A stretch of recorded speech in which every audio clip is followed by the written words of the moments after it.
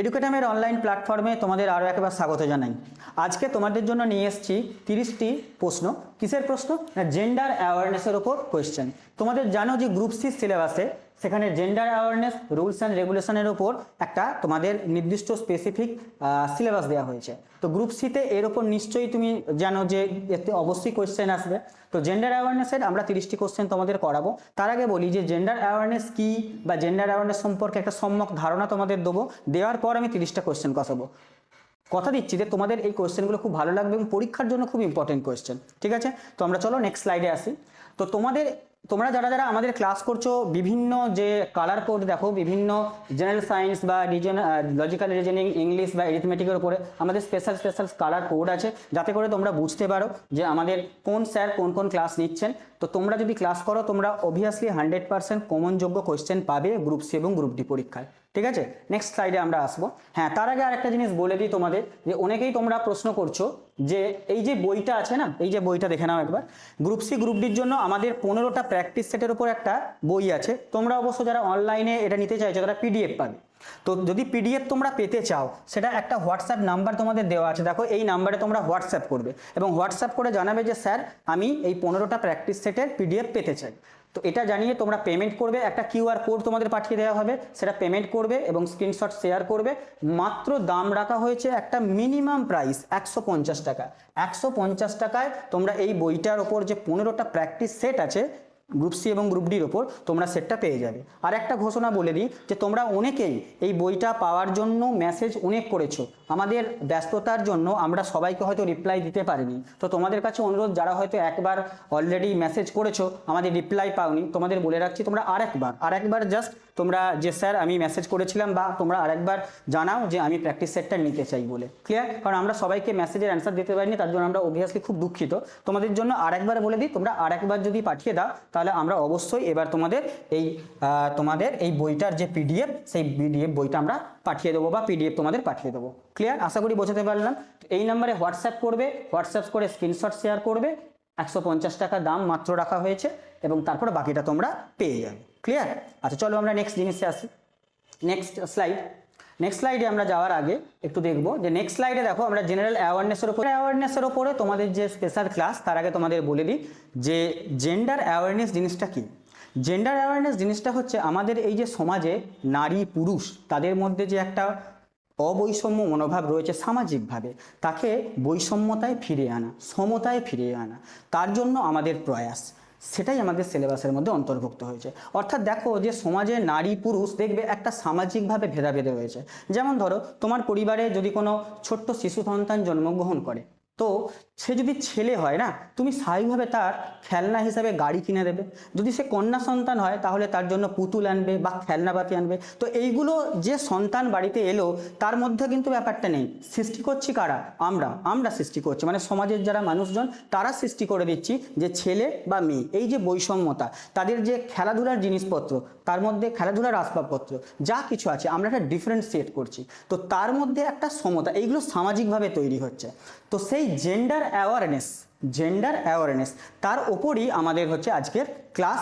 30টা question আছে। তোমাদের একটু ছোট করে আমি বলে দিলাম, তোমরা যদি চাও যে জেন্ডার অ্যাওয়ারনেসের ওপর ফুল একটা ক্লাস দিতে, তোমরা কমেন্ট করে জানাবে। যদি তোমাদের কমেন্ট সেরকম আমরা পাই, তাহলে কিন্তু আমরা এর ওপর অনলাইনে ক্লাস করাবো। কিন্তু অফলাইনে আমাদের অলরেডি জেন্ডার অ্যাওয়ারনেসের ওপর ক্লাস হয়ে গেছে। ক্লিয়ার? চলো আজকে 30টা কোশ্চেন জেন্ডার অ্যাওয়ারনেসের ওপর দেখে নিই। চলো আজকের প্রথম কোশ্চেন জেন্ডার অ্যাওয়ারনেসের, যে আজকের প্রথম কোশ্চেনটা একটু দেখে নাও। ভারতের প্রথম জেন্ডার বাজেট কোন সালে পেশ করা হয়? ভারতের প্রথম জেন্ডার বাজেট কোন সালে প্রথম পেশ করা হয়? 4টে অপশান, 2001 থেকে 2, 4 থেকে 5, 5 থেকে 6, না 10 থেকে 11। 4টে অপশান। তবে প্রথম যে বিষয়টা আছে দেখো, জেন্ডার বাজেট, আমি তোমাদের থিওরি বোঝাতে ব্যাপারটা করাবো। তো জেন্ডার বাজেট জিনিসটা কি না, জেন্ডার বাজেট হচ্ছে আলাদা করে কোনো বাজেট পেশ হয় না পার্লামেন্টে যখন বাজেট পেশ হয়, জেন্ডার বাজেট মানে যেখানে হচ্ছে নারী আর পুরুষ দুজনের সম্যক উন্নতি কিভাবে হবে সেই উন্নতির কথা মাথায় রেখে তাদের জন্য একটা অর্থ বরাদ্দ করা হয়, সেটা কোনো স্কিমের মাধ্যমে হতে পারে, কোনো প্রকল্পের মাধ্যমে, যাতে করে সম্যক উন্নতি হয় নারী এবং পুরুষদের। বাজেটের মধ্যে একটা স্কিম বা বাজেটের মধ্যে একটা বরাদ্দ অর্থ রাখা হয়। তো সেটা কেন রাখা হয়? যাতে করে তাদের উন্নতি হয়। তো সেটাই হচ্ছে জেন্ডার বাজেট। তো এই যে কনসেপ্টটা, এই কনসেপ্টটা ভারত সরকার কবে ইন্ট্রোডিউস করে? এই কনসেপ্টটা ভারত সরকার ইন্ট্রোডিউস করে অপশান সি, অর্থাৎ 2005 থেকে 2006, অর্থাৎ যখন কংগ্রেসের সরকার চলছিল দেশে, তো তখন কিন্তু ডক্টর মনমোহন সিং আমাদের প্রধানমন্ত্রী ছিলেন সেই সময়, ডক্টর মনমোহন সিং। তো তার সময়ে কিন্তু এই জেন্ডার বাজেট, এই যে কনসেপ্টটা প্রথম ইন্ট্রোডিউস করা হয়। খুব ভালো কোয়েশ্চেন কিন্তু তোমাদের জন্য, খুব ভালো কোয়েশ্চেন। নেক্সট স্লাইডে আমরা যাব। নেক্সট স্লাইডে দেখো, convention on the elimination of all forms of discrimination against women, যাকে সংক্ষেপে বলা হয় CEDAW, এটা জাতিসংঘ কবে গ্রহণ করে? তো এই প্রশ্নটার মধ্যে দেখো চারটি অপশান আছে, 1975, 1979, 1985 এবং 1993। তো প্রশ্নের উত্তর আসার আগে একটা জিনিস বলি, তোমরা এর সঙ্গে খুব পরিচিত, মানে এই সংস্থাটার সঙ্গে খুব পরিচিত। কোন সংস্থা বলো তো? এটা হচ্ছে জাতিসংঘ। দেখো, জাতিসংঘ মানে হচ্ছে ইউনাইটেড নেশন, UN। এটাও একটা তোমাদের জানো তোমরা।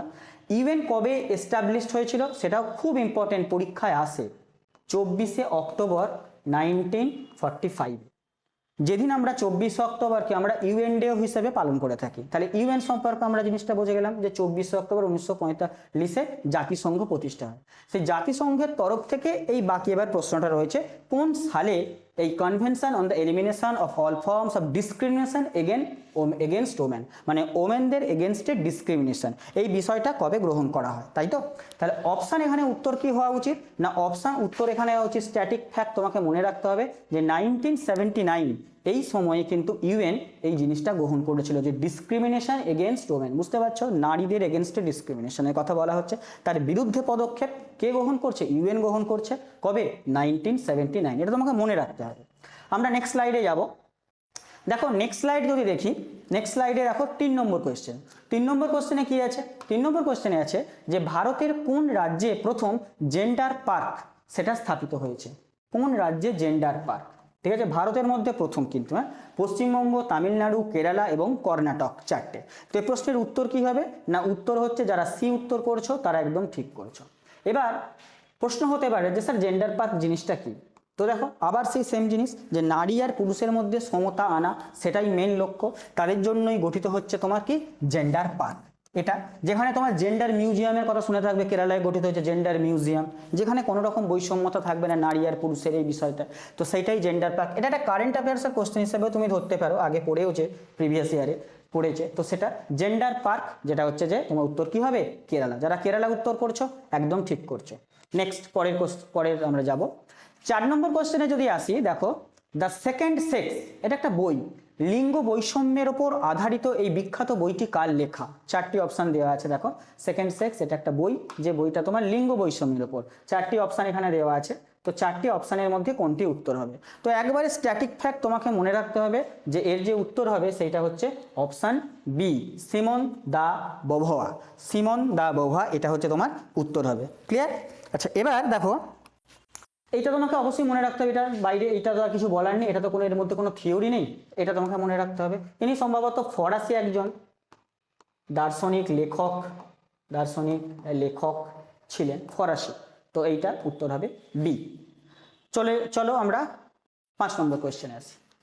5 নম্বর কোয়েশ্চেনে দেখো, পারিবারিক সহিংসতা থেকে মহিলাদের সুরক্ষা আইন, protection of women from domestic violence act কত সালে কার্যকর হয়? 2005, 2006, 2004 নাকি 2008? তো তোমরা পারিবারিক যে সহিংসতা মানে ডোমেস্টিক ভায়োলেন্স, এই ডোমেস্টিক ভায়োলেন্সের ওপর প্রচণ্ড কেস কাচারি হয়, তোমরা এই নিয়ে সম্পর্কে কিন্তু অ্যাওয়ার। নানান রকম প্রোগ্রামও হয়, নানান রকম ডোমেস্টিক ভায়োলেন্সের ওপর নানান রকম প্রোগ্রাম তোমরা টিভিতে দেখে থাকবে, যে ডোমেস্টিক ভায়োলেন্সের শাস্তি কী কী হতে পারে, সেই সব বিষয়। তো ডোমেস্টিক ভায়োলেন্স, বাড়িতে ডোমেস্টিক ভায়োলেন্স নানা কারণে হতে পারে। তো সেখানে পণ প্রথাও একটা বিষয়, পণের জন্য মেয়েরা তোমার হিংসার বলি হয়, তো সেটাও বিষয়। তো এই ডোমেস্টিক ভায়োলেন্স, এই বিষয়টা নিয়ে তোমার মহিলাদের সুরক্ষা, এই বিষয়টা নিয়ে কোন সালে এই আইনটা তৈরি হয়? তো এই আইনে তোমার কি হবে? তো দেখো, 2006 সালে তোমার পারিবারিক সহিংসতা বা ডোমেস্টিক ভায়োলেন্স অ্যাক্ট এটা কিন্তু কার্যকর হয়েছিল। এটা ভালো করে মনে রাখবে, 2006 এটা উত্তর হবে। নেক্সট আমরা চলে আসবো 7 নম্বর কোয়েশ্চেনে।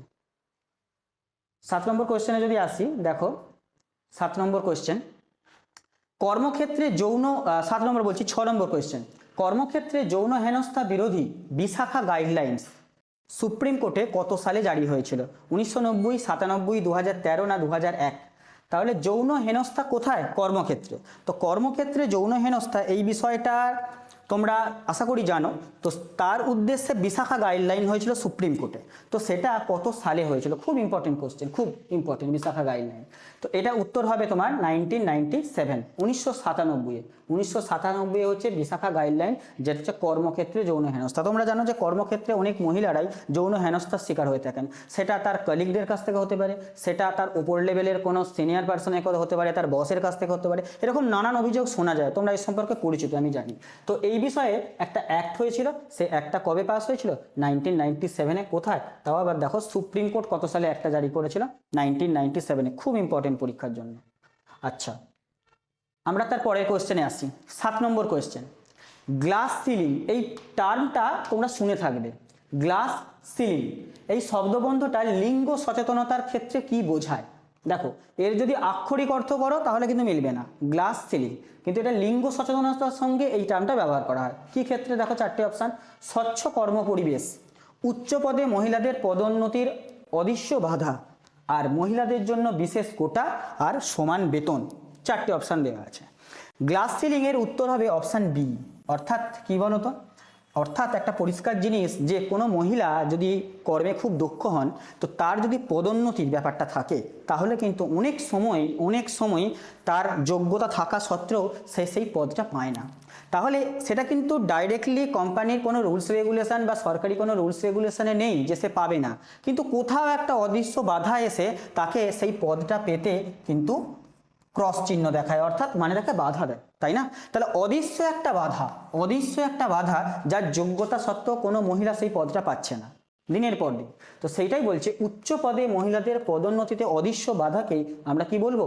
Glass ceiling. খুব ভালো কোয়েশ্চেন, পরীক্ষায় কিন্তু আসার হাই চান্স রয়েছে। ক্লিয়ার?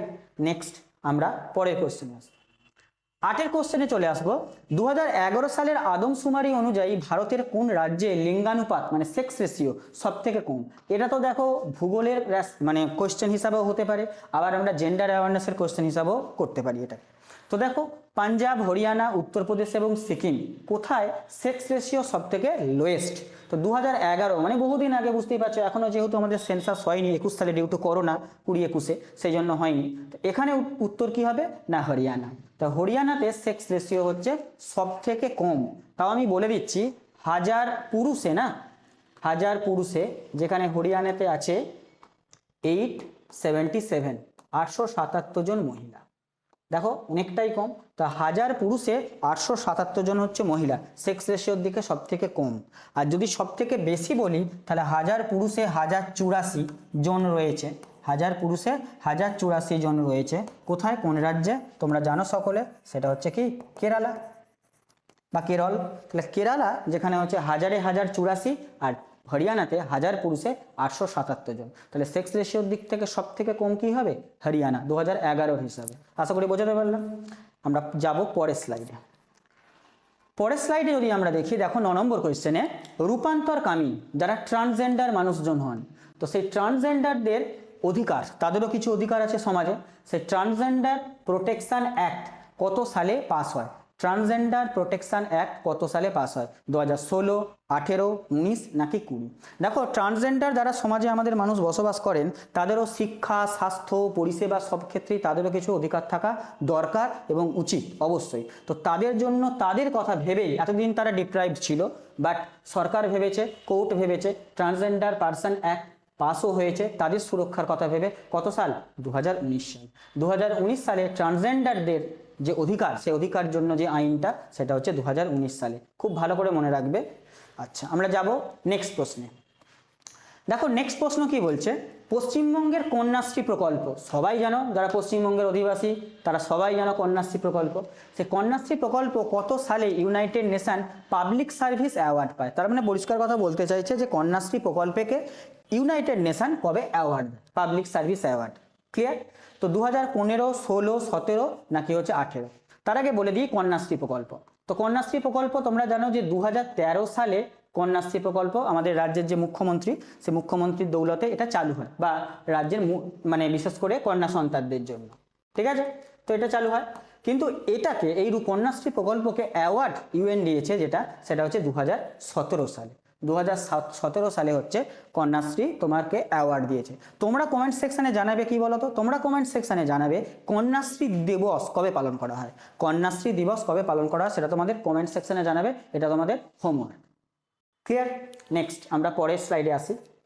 পরের স্লাইডে যদি আসি, দেখো 11 নম্বর স্লাইডে আছে যে ইকো ফেমিনিজম বা পরিবেশ নারীবাদ এই শব্দটার প্রবর্তক কে? পরিবেশ নারীবাদ এই শব্দটির প্রবর্তক কে? চারটি অপশন দেওয়া আছে এখানে, দেখে নাও একবার অপশনগুলো। তো চারটি অপশন দেওয়া আছে, যেটা চারটি অপশনের মধ্যে উত্তর কি হবে তার আগে ইকো ফেমিনিজম সেটা আমি বলে দেবো একটু। তো উত্তর এখানে যেটা হবে সেটা হচ্ছে অপশন এ। অপশন এ এখানে উত্তর হবে। ইকো ফেমিনিজম ব্যাপারটা কি বলতো? পরিবেশ ও নারীবাদ।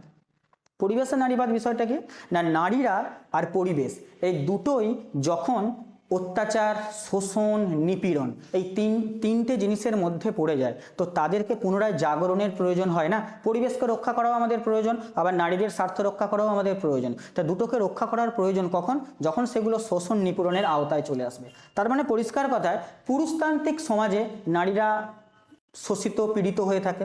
আবার আমাদের দ্বারা পরিবেশ ক্রমশ মানে পরিবেশের ক্রমশ মানে ক্ষয় হয়ে যাচ্ছে। তো এই দুটোকে রক্ষা করা, সেই জন্য বলা হয়েছে পরিবেশ নারীবাদ, ইকো ফেমিনিজম। এই যে শব্দটা, এই শব্দটার প্রবর্তক যিনি তিনি ফ্রান্সোয়া ডি ইউবন। এটা মনে রাখবে পরিষ্কার করে। ক্লিয়ার? আমরা আসি 12 নম্বর কোয়েশ্চেনে। দেখো 12 নম্বর কোয়েশ্চেন আছে, হিন্দু উত্তরাধিকার সংশোধনী আইন 2005 অনুযায়ী কন্যারা সম্পত্তির অধিকারে কার সমান মর্যাদা পান? তার মানে হিন্দু উত্তরাধিকার আইন সংশোধনী আইনে বলছে যে কন্যারা, বাড়ির কোনো কন্যা সন্তান, বাবার যে সম্পত্তি সেই সম্পত্তিতে অবশ্যই এখন অধিকার আছে, কিন্তু কার সমান অধিকার আছে তার? অবভিয়াসলি সেই কন্যা সন্তানটার যদি কোনো ভাই থাকে, তাহলে ভাই আর বোন তা দুজনেই কি সমান সমান বাবার সম্পত্তির মালিক। তো এইটা কিন্তু সমাজ সংশোধনী আইন 2005-এর মাধ্যমে আনা হয়েছে। তো ভাইয়েরও যা অধিকার, বোনেরও তাই অধিকার। এইটা উত্তর হবে কি অপশান বি। আচ্ছা চলো আমরা নেক্সট এতে আসি। নেক্সট প্রশ্ন 13 নম্বর প্রশ্ন কি বলছে না, ভারতের মহিলা নির্বাচন কমিশনার কে ছিলেন? ভারতের প্রথম মহিলা নির্বাচন কমিশনার কে ছিলেন? চারজন দেখো, মীরা কুমার, রমা দেবী, কিরণ বেদী নাকি সুচেতা কৃপালানি। চারটি অপশন এখানে দেওয়া আছে। তো দেখো ভারতের প্রথম মহিলা নির্বাচন কমিশন, এটা জানতে চেয়েছে। তো প্রথম মহিলা নির্বাচন কমিশনার হবেন VS রমা দেবী। ইনি হচ্ছেন ভারতের প্রথম মহিলা নির্বাচন কমিশনার। কোন সময়ে মোটামুটি ছিলেন? কোন সময়ে ছিলেন? মোটামুটি 1990-এর দশকে ইনি ছিলেন। 1990-এর দশকে, বেশি দিনের জন্য ছিলেন না, কম দিনের জন্য তার টেনিয়র ছিল, বাট 1990 দশকে রমা দেবীর টেনিয়র ছিল। ক্লিয়ার? আচ্ছা এবার বাকি নামগুলো যদি একটু দেখি আমরা, দেখবো কি না, মীরা কুমার, ইনি লোকসভার প্রথম মহিলা স্পিকার। প্রথম মহিলা স্পিকার কোথাকারে? লোকসভার, মীরা কুমার। ক্লিয়ার? আচ্ছা সুচেতা কৃপালিনী, যিনি হচ্ছিলেন প্রথম কি বলতো, প্রথম মহিলা মুখ্যমন্ত্রী। কোথায়? ইউপি, উত্তরপ্রদেশের। ঠিক আছে, এবার তোমরা বলবে অপশন কমেন্টে কিরণ বেদী, ইনি কিস মানে এনার একজন একটা ফেমাস, ইনি একজন ফেমাস কিছুর সঙ্গে যুক্ত, সেটা তোমরা বলবে। ইনিও প্রথম হয়েছিলেন, সেটা আমি এটা বলে দিলাম, উনিও প্রথম সেই পোস্টটা হোল্ড করেছিলেন। কোন পোস্টে প্রথম ভারতীয় মহিলা হিসাবে হোল্ড করেছিলেন, পোস্টটার নাম তোমরা কমেন্টে জানাবে। চলো নেক্সট, পরের আমরা 14 নম্বর কোয়েশ্চেনে আসি। Global gender gap report, global gender gap report কোন সংস্থা প্রকাশ করে? UNESCO, world economic forum, UNDP নাকি ওয়ার্ল্ড ব্যাংক? কোন সংস্থা হচ্ছে এটা প্রকাশ করে global gender gap report? Clear? খুব ভালো প্রশ্ন এটা। আচ্ছা এর উত্তর কি হবে? এর উত্তর হবে তোমার ওয়ার্ল্ড ইকোনমিক ফোরাম, মানে option B. World economic forum যারা জেন্ডার গ্যাপ রিপোর্ট প্রকাশ করে, ওয়ার্ল্ড ইকোনমিক ফোরাম। এবার এর হেডকোয়ার্টার পড়ে, মানে ওয়ার্ল্ড ইকোনমিক ফোরাম এর হেডকোয়ার্টার পড়ে। ঠিক আছে, হেডকোয়ার্টারটা কোথায় আছে না সুইজারল্যান্ডে আছে, এটা মনে রাখবে সুইজারল্যান্ডে।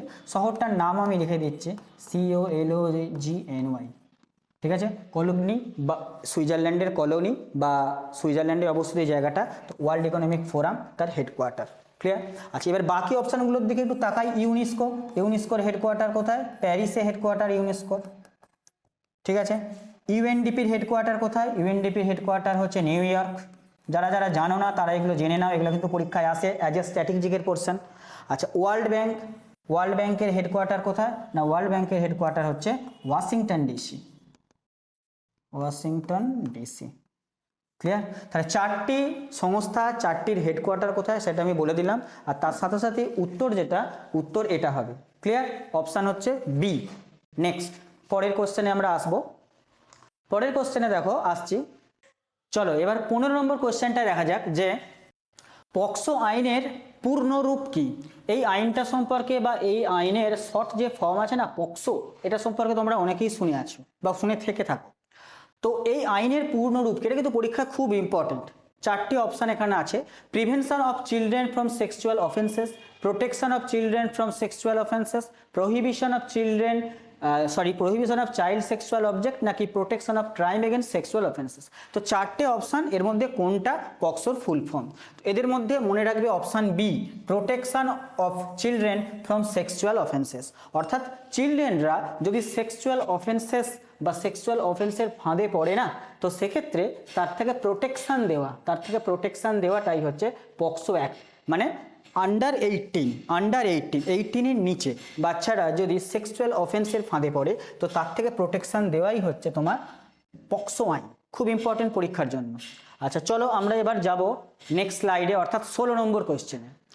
কততম সংবিধান সংশোধনীর মাধ্যমে পঞ্চায়েত আর পুরসভায় মহিলাদের জন্য 33% আসন সংরক্ষিত করা হয়েছে? তো তোমরা সকলেই জানো যে পঞ্চায়েত এবং পুরসভায় মহিলাদের একটা 33% আসন সংরক্ষণ থাকে। তো কততম সংবিধান সংশোধনী? দেখো এই প্রশ্নটা পড়ে দেখো নারীদের কল্যাণ সেই বিষয়টা যেমন বলা হচ্ছে, তার পাশাপাশি এটা কিন্তু পলিটিক্যাল সায়েন্সেরও একটা কোয়েশ্চেন। তো দেখো অপশানগুলো 42-44তম অ্যামেন্ডমেন্ট, 73-74 নম্বর অ্যামেন্ডমেন্ট, 86 নাকি 92তম অ্যামেন্ডমেন্ট, নাকি 101তম অ্যামেন্ডমেন্ট। যারা পলিটিক্যাল সায়েন্সে একটু খুব ভালো করে পড়ছো তারা এই প্রশ্নের উত্তর সহজেই দিতে পারবে। কেন না, 73 আর 74 নম্বর যে অ্যামেন্ডমেন্টটা ছিল, যেটা 73 নম্বরের অ্যামেন্ডমেন্টে কি ছিল? পঞ্চায়েতি রাজ ব্যবস্থা। 74 নম্বরে অ্যামেন্ডমেন্টে ছিল পুরসভা। ঠিক আছে, এই ব্যবস্থা ছিল। এবং যেহেতু ওইগুলো ইন্ট্রোডিউস করা হয়েছিল, আমাদের তফসিল ইন্ট্রোডিউস করা হয়েছিল। তফসিল মানে কি গো? শিডিউল। তো শিডিউলে ইন্ট্রোডিউস করা হয়েছিল কত নম্বরে? 11 নম্বর আর 12 নম্বরে। 11 নম্বরে করা হয়েছিল পঞ্চায়েতি রাজ, আর 12 নম্বরে ছিল মিউনিসিপ্যালিটি। তো যেহেতু সেগুলোকে ইন্ট্রোডিউস করা হয়েছিল, সেই হিসাবে সেখানে মহিলাদের যে আসন সংরক্ষণ 33%, সেটাও ওখানে অবশ্যই বলা আছে। তো অপশান এখানে অপশান বি যারা করেছো তারা একদম ঠিক করেছো। আমরা যাব তার পরের কোয়েশ্চেনে, 17 নম্বর কোয়েশ্চেন। লিঙ্গভিত্তিক শ্রম বিভাজন, জেন্ডার ডিভিশন অফ লেবার মূলত কিসের ওপর ভিত্তি করে গড়ে উঠেছে? জেন্ডার ডিভিশন অফ লেবার কিসের ওপর ভিত্তি করে গড়ে উঠেছে? দেখো প্রশ্নটার মধ্যেই তুমি হালকা উত্তরের আভাস পাবে। দেখো লিঙ্গভিত্তিক মানে জেন্ডার বেসিসে শ্রমের যে বিভাজন, ঠিক আছে, সেটা মূলত কিসের ওপর ভিত্তি করে? তাহলে দেখো চারটে অপশান: জীববিদ্যা, সামাজিক রীতিনীতি না অন্ধবিশ্বাস, পেশাদারি দক্ষতা, নাকি শারীরিক সক্ষমতা। চারটে অপশান। তো বুঝতে পারছো বিভাজন, শ্রম বিভাজন। তাহলে উত্তর কি হবে এখানে? সামাজিক রীতিনীতি আর অন্ধবিশ্বাস। কারণ জেন্ডার, এই যে কনসেপ্টটা, জেন্ডার অ্যাওয়ারনেস তোমাদের পড়াচ্ছি, কনসেপ্টটা বিল্ড হচ্ছে কোথা থেকে? সমাজ থেকে। তো এখানে দেখো সামাজিক রীতিনীতি আর অন্ধবিশ্বাস, যেখান থেকেই কিন্তু এই শ্রমের বিভাজন এই বিষয়টাই আছে। যখন আমি সেশন শুরু করেছিলাম তখনই আমাদের বলেছিলাম জেন্ডার আর সেক্স দুটো কিন্তু আলাদা জিনিস। সেক্স সম্পূর্ণ ন্যাচারাল একটা জিনিস, আর জেন্ডার যেটা সমাজ থেকে উদ্ভূত হয়েছে। প্রথমে বাবা মা, তারপর থেকে সমাজ, স্কুল টিচার থেকে শুরু করে সেখান থেকে জেন্ডারের কনসেপ্ট। ক্লিয়ার? এখান থেকে অপশান উত্তর কি হবে? অপশান বি যারা করবে তারা ঠিক অ্যান্সার করবে। আমরা যাব তার পরের প্রশ্নে। বেটি বাঁচাও বেটি পড়াও, এটাও কিন্তু একটা খুব উল্লেখযোগ্য সেন্ট্রাল গভর্নমেন্টের স্কিম। ঠিক আছে, তো বেটি বাঁচাও বেটি পড়াও এই যে স্কিমটা, এই যে প্রকল্পটা ভারতের কোন রাজ্য থেকে শুরু হয়েছিল? রাজস্থান, হরিয়ানা, মধ্যপ্রদেশ, নাকি বিহার? খুব ইম্পর্টেন্ট একটা স্কিম, তোমাকে মনে রাখতে হবে। শুধুমাত্র কোন রাজ্য থেকে শুরু হয়েছে সেটা বড় কথা নয়, শুরু হয়েছে কোন সালে সেটাও তোমাকে মনে রাখতে হবে। কবে শুরু হয়েছে? না, শুরু হয়েছিল কিন্তু 2015 সাল থেকে শুরু হয়েছিল। কোথা থেকে শুরু হয়েছিল? আমাদের প্রাইম মিনিস্টার নরেন্দ্র মোদী সেটা শুরু করেছিল। তো হরিয়ানা রাজ্য থেকে বেটি বাঁচাও বেটি পড়াও এই প্রকল্প শুরু হয়েছিল, যাতে করে লিঙ্গ সমতাটা একটা ব্যালেন্সের মধ্যে থাকে, লিঙ্গ যে বৈষম্য একটা ব্যালেন্সের মধ্যে থাকে। ক্লিয়ার? তো সেই বিষয়টা। তো যাব আমরা নেক্সট প্রশ্নে। ভারতের ইতিহাসে প্রথম মহিলা চিকিৎসক কে ছিলেন? চারটি অপশান, আনন্দবাই যোশী, কাদম্বিনী গাঙ্গুলি, বিধানচন্দ্র রায় নাকি সরোজিনী নাইডু। তো দেখো ভারতের ইতিহাসে প্রথম মহিলা চিকিৎসক বলেছে, তাই তো? তো মহিলা চিকিৎসক এখানে দেখো প্রথম দুটো যে অপশান আছে না, আনন্দবাই যোশী আর কাদম্বিনী গাঙ্গুলি, এনারা দুজনেই কিন্তু ডক্টর ছিলেন। ক্লিয়ার? এবং ডক্টর শুধু ছিলেন না, এনারা ভারতের ইতিহাসে একই সাথেই ওনারা কিন্তু ডাক্তারি পাস করেছেন একই ইয়ারে। কিন্তু প্রশ্ন হচ্ছে প্রথম মহিলা চিকিৎসক হলে দুজনেই হওয়া উচিত, কিন্তু একটু ডিফারেন্সিয়েট এইটাই। তো আনন্দবাই যোশী এনার হচ্ছে প্রথম ডিগ্রিধারী, যাকে বলা হচ্ছে ডিগ্রি ছিল, আর ইনি ছিলেন প্রথম প্র্যাকটিস করতেন। ঠিক আছে, এই দুটো একটু পার্থক্য ছিল। কিন্তু যদি এখানে তোমাকে স্পেসিফিক্যালি যদি বলে দেয় প্রথম প্র্যাকটিস করতেন বা প্রথম, তাহলে কিন্তু কাদম্বিনী গাঙ্গুলি হবে। আর দুজনে কিন্তু সেম ইয়ারই পাস আউট। তো সেক্ষেত্রে এই প্রশ্নের উত্তর হিসাবে কিন্তু অ্যাকচুয়ালি দুটোই হবে, শুধু পার্থক্য এটাই, একজনের ডিগ্রি আর একজন প্র্যাকটিস, এই দুটো কিন্তু হবে। দুটো কিন্তু ভালো করে জেনে রাখো। ক্লিয়ার? দুটোই আমি এই জন্যই রেখেছি যাতে দুটো আমি অপশানে বলতে পারি, সামান্য স্লাইড পার্থক্যটা। ওকে, নেক্সট পরের কোশ্চেন, 20 নম্বর কোশ্চেনে দেখো, মাতৃত্বকালীন সুবিধা সংশোধনী আইন 2017 সাল অনুযায়ী অর্থের বিনিময়ে মাতৃত্বকালীন ছুটির যে মেয়াদ 12 সপ্তাহ থেকে বাড়িয়ে কত সপ্তাহ করা হয়েছে। অর্থাৎ কোনো মহিলা কর্মরত অবস্থায় বা কর্ম করেন, কোনো অফিসে চাকরি করেন, সরকারি বেসরকারি যে অফিসে চাকরি করুন না কেন, তো সেখানে আগে ছিল মাতৃত্বকালীন ছুটি ছিল 12 সপ্তাহ। ক্লিয়ার? এখন সেই ছুটিটা বাড়িয়ে কত সপ্তাহ করা হয়েছে? এর উত্তর কি হবে? এর উত্তর হবে তোমার 26 সপ্তাহ। তাহলে কোনো যদি মহিলা কর্মচারী কোনো অফিসে, সরকারি বেসরকারি অফিসে কাজ করেন, তার মাতৃত্বকালীন ছুটি বর্তমানে কত সপ্তাহ? 26 সপ্তাহ। এবং তিনি অর্থ পাবেন ওই ছুটির যে সময়ের জন্য তিনি ছুটিতে থাকবেন, মাতৃত্বকালীন যে ছুটি, তার জন্য তিনি কিন্তু তার উপযুক্ত যে বেতন, বেতন তিনি পাবেন। আচ্ছা, নেক্সট পরের কোশ্চেন, 21 নম্বর কোশ্চেনে আসি। দেখো, লিঙ্গ মানে জেন্ডার আর জৈবিক লিঙ্গ মানে হচ্ছে সেক্স, এই দুটো জিনিস মানে জেন্ডার আর সেক্স, ক্লিয়ার? তো দেখো এই দুটোর মধ্যে মূল পার্থক্য কি? জেন্ডার অ্যাওয়ারনেস করছি তো মূল পার্থক্য জানতে হবে। তখন আমি আগেই বলে দিয়েছি কি না, জেন্ডার হচ্ছে একটা সামাজিক ধারণা আর সেক্স হচ্ছে একটা জৈবিক বিষয়। তাহলে অপশান কি হবে? উত্তর বি। জেন্ডার এই কনসেপ্টটা কিন্তু সমাজ থেকে আসছে। সমাজ, একটি মেয়ে সে রান্না করতে পছন্দ করবে, সে খেলনা, সে পুতুল নিয়ে খেলতে ভালোবাসবে। আর একটি ছেলে কি গাড়ির প্রতি তার একটা ন্যাক থাকবে, বা গাড়ির প্রতি তার একটা শখ থাকবে, প্যাশন থাকবে। তো এই জিনিসগুলো সমাজ কর্তৃক, এগুলো যে বাচ্চা বা যে সন্তানটা, তার মধ্যে আমরা কি করে দিচ্ছি, তার মধ্যে আমরা ইন্ট্রোডিউস করছি। তো এইটা সম্পূর্ণ সমাজ কর্তৃক জেন্ডারটা। আর সেক্স যে বিষয়টা, এটা কিন্তু ন্যাচারাল জৈবিক বিষয়। তাহলে উত্তর কি হবে? Option B.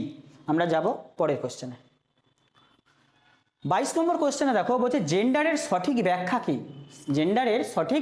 কি? এই টাইপের কোশ্চেন তোমাদের আসতে পারে।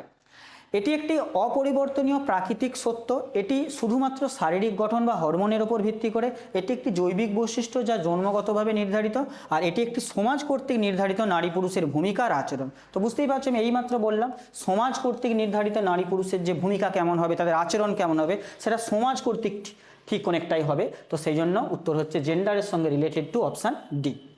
আশা করি বোঝাতে পারলাম। নেক্সট পরের কোশ্চেন, 23, নারীদের অর্থনৈতিক ক্ষমতায়নের জন্য স্বনির্ভর যে গোষ্ঠী সেলফ হেল্প গ্রুপ SHG কোন ধরনের ভূমিকা গ্রহণ করে? নারীদের অর্থনৈতিক ক্ষমতায়নের জন্য এদের মধ্যে 4টে অপশনের মধ্যে কোনটা? চাকরির পরীক্ষার জন্য কোচিং প্রদান করা, শুধুমাত্র রান্নার প্রশিক্ষণ দেওয়া, শুধুমাত্র বিনোদনের ব্যবস্থা করা, নাকি ক্ষুদ্র ঋণের মাধ্যমে স্বনির্ভরতা গড়ে তোলা?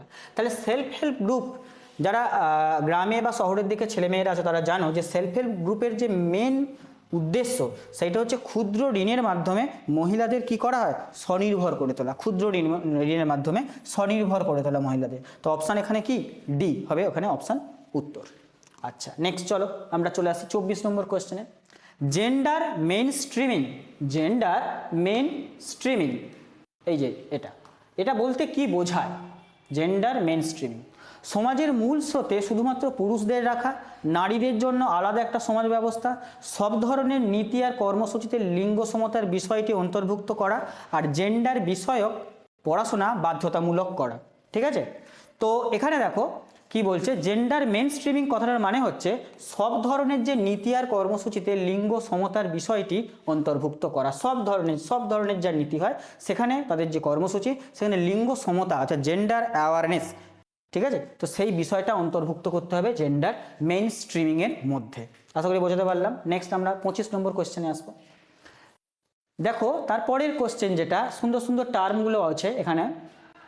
জেন্ডার সেন্সিটাইজেশন, আচ্ছা জেন্ডার সেন্সিটাইজেশন এর মূল উদ্দেশ্য কি? জেন্ডার সেন্সিটাইজেশন পুরুষদের কঠোর পরিশ্রম করতে উৎসাহিত করা, নারী আর পুরুষদের প্রতি সংবেদনশীল মনোভাব তৈরি করা, শুধুমাত্র শিশুদের জেন্ডার শেখানো, আর সমাজের প্রথাগুলো কঠোরভাবে মেনে চলা। তাহলে এখানে তোমার কি মনে হতে পারে? জেন্ডার সেন্সিটাইজেশন বলতে নারী আর পুরুষের প্রতি সংবেদনশীল মনোভাব তৈরি করা, এটাই হবে। নারী পুরুষ দুজনের প্রতি সংবেদনশীল যেন একটা মনোভাব থাকে সমাজে, তো সেটাই তৈরি করাই হচ্ছে জেন্ডার সেন্সিটাইজেশন। ওকে, নেক্সট আমরা পরের কোশ্চেন আসবো। জেন্ডার ইকুইটি আর জেন্ডার ইকুয়ালিটি দুটো টার্ম এখানে আছে। দেখো জেন্ডার ইকুইটি আর জেন্ডার ইকুয়ালিটি এই দুটো টার্মের মধ্যে মেন পার্থক্য। ইকুয়ালিটি মানে কি? সমতা, তাই তো? তাহলে এখানে দেখো ইকুয়ালিটির সঙ্গে সমতা কোন টার্মটায় যাচ্ছে, কোন অপশানে যাচ্ছে? দেখো অপশান বি। ইকুয়ালিটি মানে সমতা, আর ইকুইটি ন্যায় বিচার বা ন্যায্যতা। তাহলে দুটোই যাবে, ন্যায় বিচার আর ন্যায্যতা যাবে ইকুইটির সাথে, আর ইকুয়ালিটি যাবে সমতার সাথে। তাহলে অপশান কি হবে? Option B. মানে এইগুলো তুমি বলতে পারো যে সামান্য তুমি যদি উপস্থিত বুদ্ধি লাগাও, চারটি অপশান পড়ে তুমি এমনি এলিমিনেট করতে পারবে কোনটা উত্তর হওয়া উচিত, তোমার মনে হবে কাছাকাছি উত্তর। তো এখানে দেখো উত্তর এখানে বি। নেক্সট পরের কোশ্চেনে আমরা যাব। পরের দেখো 27 নম্বর কোশ্চেন কি বলছে? নিচের কোনটি জেন্ডার স্টিরিওটাইপ?